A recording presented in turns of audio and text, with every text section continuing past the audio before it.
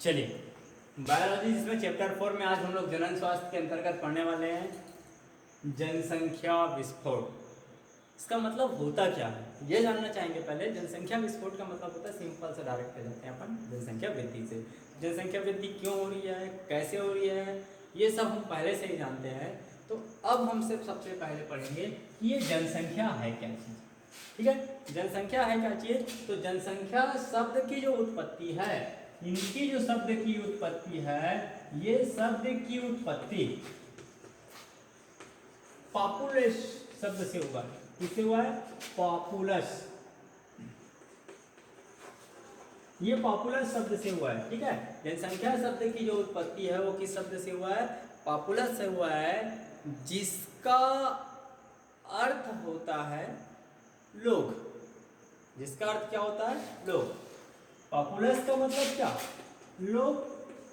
ठीक है, तो हमने ये देखा कि जनसंख्या जो शब्द की उत्पत्ति होता है वो पॉपुलस से होता है और इसका अर्थ शाब्दिक अर्थ होता है लोग। इसका मतलब हम ये देखते हैं, ये जानते हैं कि जो पॉपुलस होता है जिसके बारे में ही हमको पढ़ना है। तो अब मैं बताता हूँ जनसंख्या के बारे में। तो एक निश्चित क्षेत्र में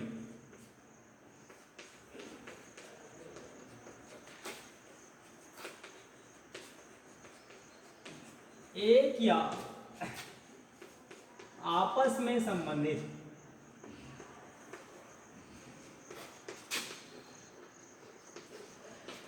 जातियों के समूह को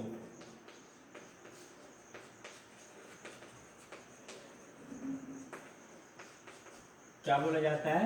जनसंख्या कहते हैं। कुछ समष्टि कहते हैं, जनसंख्या कहते हैं, या आबादी के नाम से जाना जाता है। ठीक है, तो ये तीन चीज हम लोग को याद रखना पड़ेगा कि निश्चित एक एरिया देते हैं, उस एरिया जो होता है उस एरिया में आने वाले जीवों का जो समूह होता है, जीव जंतुओं का जो समूह होता है, या उनसे संबंधित जातियों का जो समूह होता है, वही किसके अंतर्गत आती है? जनसंख्या के अंतर्गत आती है। ठीक है, अब हम लोग इसमें बात करने वाले हैं। तो ये जो जनसंख्या बढ़ रहा है, जो जनसंख्या का जो घनत्व बढ़ रहा है, उसके कारक क्या क्या चीज़ है, उसके लक्षण क्या चीज़ हैं। तो उसमें हम लोग ये देखते हैं कि जो कारक इसमें से आता है आपका जनसंख्या घनत्व। जनसंख्या घनत्व का मतलब ही वही होता है, एक निश्चित एरिया में आने वाले जनसंख्या, एक निश्चित एरिया में आने वाले जनसंख्या, जितनी ज़्यादा वहाँ पे जनसंख्या होगी उसका घनत्व उतना ही ज़्यादा होगा। यदि मैं मान लेता हूँ इस पूरे डोंगरगढ़ का एरिया लेता हूँ और पूरे डोंगरगढ़ के एरिया में मान के चलो 1 लाख लोग रहते हैं, तो उस एरिया का डिवाइड हमको लेना पड़ेगा और एरिया के हिसाब से बांट दिया जाएगा कि वहाँ पे जनसंख्या कितनी है। उतने ही अन्य क्षेत्र लेते हैं जहाँ पे देखा जाता है कि डोंगरगढ़ एरिया, इतना बड़ा एक एरिया और लेते हैं जहाँ पे 1 लाख लोग न रहकर केवल 10,000 लोग रहते हैं। तो दोनों में जनसंख्या घनत्व हम डोंगरगढ़ के जनसंख्या घनत्व को क्या बताएंगे? अधिक बताएंगे। ठीक है, दूसरा आता है इसमें जन्म दर। जन्म दर का मतलब होता है जो माताएं शिशु पैदा कर रही है, जो बच्चे जन्म दे रहे हैं, वो प्रति वर्ष एक निश्चित समय के आधार पे और एक निश्चित एरिया के आधार पे भी इसको बांटा गया है। क्षेत्र व समय, क्षेत्र व समय की बात करते हैं तो एक निश्चित क्षेत्र व निश्चित समय पर जन्म लेने वाले शिशुओं की संख्या के आधार पर हम लोग बता सकते हैं किसको? जन्म दर पे। दूसरा आता है वयस वितरण। ये जो वयस वितरण होता है, ये वयस वितरण में हमको ये देखने को मिलता है कि एक क्षेत्र जो होता है जिसमें आयु वर्ग के अनुसार से, आयु वर्ग के अनुसार से उनको क्या कर दिया जाता है? बांट दिया जाता है कि इस एज में इतने सारे लोग आते हैं, इस एज में इतने सारे लोग आते हैं, ऐसा करके। नेक्स्ट आता है आपका मृत्यु दर। ठीक है, तो ये मृत्यु दर जो है, तो मैं जिस प्रकार से जन्म दर बताया था उसी प्रकार से मृत्यु दर आएगी।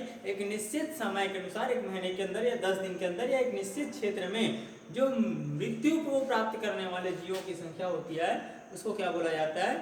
प्रतिशत जो निकाला जाता है उसको क्या कहा जाएगा? उसमें मृत्यु दर के नाम से जाना जाता है। ठीक है, अब मैं आपको बता देता हूँ इसी के अनुसार से, जीव विज्ञान के अनुसार से, जीव विज्ञान के अनुसार से पहले बोल रहा हूं मैं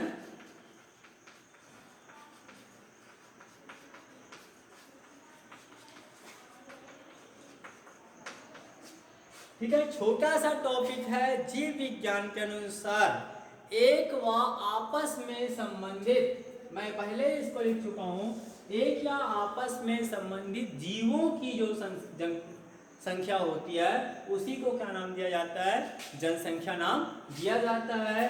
ठीक है, तो जनसंख्या जो होती है, मैं पहले बता चुका हूं, ये जो जनसंख्या होती है वो दो टाइप्स की होती है। ठीक है, टाइप्स की बात कर रहा हूं मैं। ये जो टाइप्स होते हैं वो दो टाइप्स के होते हैं। पहला आता है इसमें मिश्रित जनसंख्या, और दूसरा आता है एक जाति।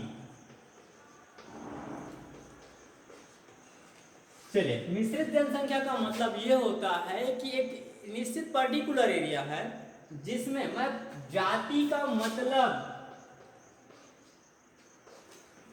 केवल हमारे मनुष्य की जाति में जो हमने डिवाइड किया है, तेली, लोधी, कुर्मी, ठीक है, यादव, ये जाति नहीं आएंगे। इसमें हम मानव जाति की बात कर रहे हैं। बंदर जाति जो गाय है, इस प्रकार से उनकी जाति अलग से बटी हुई है, मैं उसकी बात कर रहा हूँ। ठीक है, तो एक पर्टिकुलर एरिया में जब एक के अलावा कई सारे जाति आपस में संबंधित होकर रहते हैं, कुत्ते, बिल्ली, गधे, घोड़े, मनुष्य, बंदर, ये सब जाति एक निश्चित एरिया में आपस में जब संबंधित होकर रहते हैं तो उसके जो घनत्व होता है उसको बोला जाता है मिश्रित जाति। मान के चलो एक तालाब ले लिया, तालाब के अंदर मछली भी रहते हैं, मेढक भी होता है, कछुआ भी होता है, सर्प होता है, सब आपस में क्या होते हैं, एक दूसरे से संबंधित होते हैं। इस प्रकार की जो जाति कहलाती है क्या कहलाती है, मिश्रित जाति कहलाती है। और दूसरा आता है एक जाति।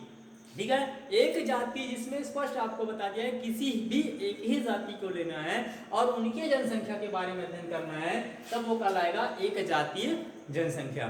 क्लियर हुआ ये? चलिए, अब मैं आपको पढ़ाने वाला हूं जिसमें हम लोग पढ़ने वाले हैं जनसांख्यिकी।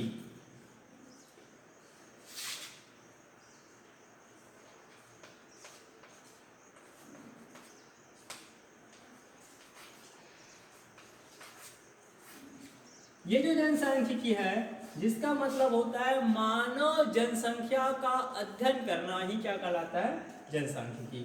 ठीक है, तो मानव जनसंख्या का अध्ययन करना,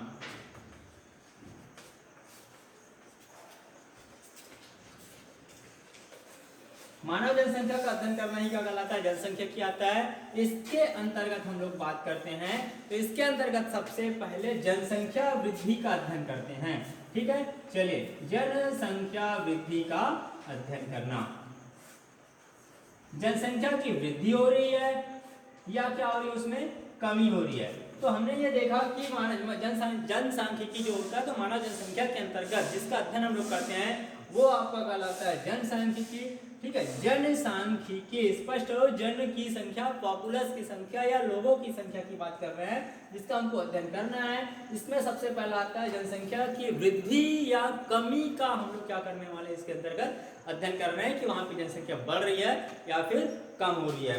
दूसरी बात अपन करते हैं तो इसमें जो होता है वो जनसंख्या के वितरण,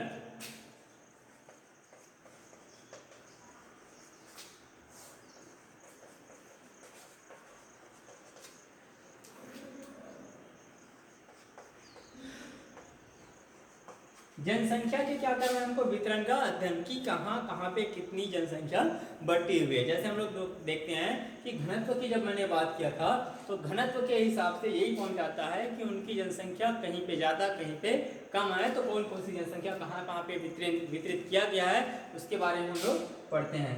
तीसरी बात जो आती है वो निश्चित आयु वर्ग के अनुसार, एक निश्चित आयु वर्ग, मैं मान के चलता हूँ कि 20 से 22 के बीच में कितने सारे जीव हैं जिसमें से पुरुष और स्त्री